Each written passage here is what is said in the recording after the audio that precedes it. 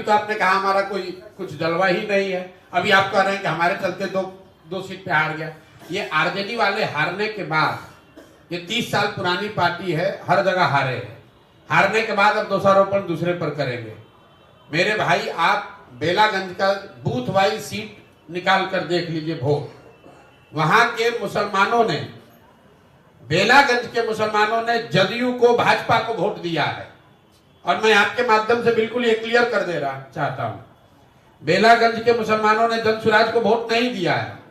उन्होंने सबसे ज्यादा वोट वहां पर जदयू भाजपा के उम्मीदवार को दिया है। आप बूथ वाइज जो बेलागंज के बड़े मुस्लिम गांव हैं वहां पर जो वोट पड़ा है उसको निकाल कर देख लीजिए।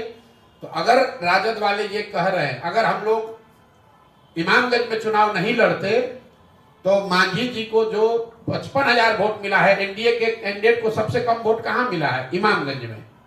बाकी हर जगह एनडीए के उम्मीदवार को करीब करीब 70,000 वोट मिला है। एकमात्र इमामगंज ऐसी सीट है जहां पर एनडीए के उम्मीदवार को 55,000 से कम वोट मिला है। तो हम लोग का अपना आकलन यह है कि जो वोट जनसुराज को इमामगंज में मिला है उसका 2/3 हिस्सा वो था जो मांझी जी को वोट मिल सकता था। कुछ हिस्सा जरूर राजद का आया होगा। अगर इमामगंज में हम लोग नहीं लड़ते तो राजद वहां और बड़े अंतर से हारती, कम से कम 25-30 हजार से हारते ये लोग। बिहार में जो परिणाम आया है, जीतने वालों को बधाई। और जनता का जो निर्णय है वो नीतीश कुमार और भाजपा की सरकार के समर्थन में लोगों ने वोट दिया है।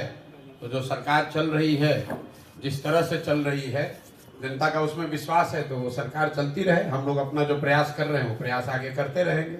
आप चारों सीटों जनसुराज और जनसुराज अभियान दोनों को दो तरीके से देखिए। जनसुराज अभियान जो है उसको बिहार में स्थापित करने में, बिहार के घर घर पहुंचाने में 2 वर्ष का समय लगा है। बहुत लोगों ने जब अभियान की शुरुआत हुई तो ये कहा कि बिहार में तो कोई इसकी जगह ही नहीं है, कोई इसको मानेगा नहीं, कोई सुनेगा नहीं। लेकिन बिहार के एक बड़े जनमानस में आज जनसुराज की बात को लेकर, जनसुराज की परिकल्पना को लेकर, बिहार में बदलाव को लेकर एक सकारात्मक सोच बनी है। अब उस सोच को दल में और वोट में परिवर्तित करने की जो बात है, तो 1 महीना पहले जनसुराज दल बना है और 1 महीने में आज 10% वोट लेकर जनसुराज ने अपनी शुरुआत करी है।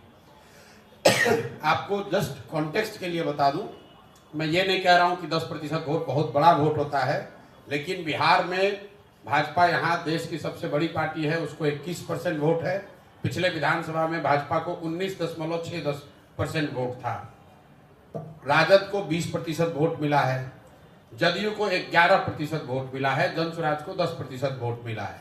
और इससे बहुत बेहतर हो सकता था, लेकिन जनसुराज दल 1 महीना पुराना है, सिंबल 10 दिन पुराना है, कैंडिडेट नए हैं और उन क्षेत्रों में चुनाव हुआ है जहां पर जनसुराज की पदयात्रा नहीं हुई है, जनसुराज पार्टी का कोई संगठन नहीं है। ये कोई एक्सक्यूज नहीं है, इससे बहुत बढ़िया प्रदर्शन हो सकता था, लेकिन जो है इसको देखेंगे और इससे और बेहतर कैसे करना है उसके लिए पूरी तरीके से प्रतिबद्ध हैं। 10% आया है, अगर 1% भी आता तो भी हमारे अपने प्रयास में, हमारे कमिटमेंट में, बिहार को सुधारने के जज्बे में उसमें 1% की भी कमी नहीं आने वाली है।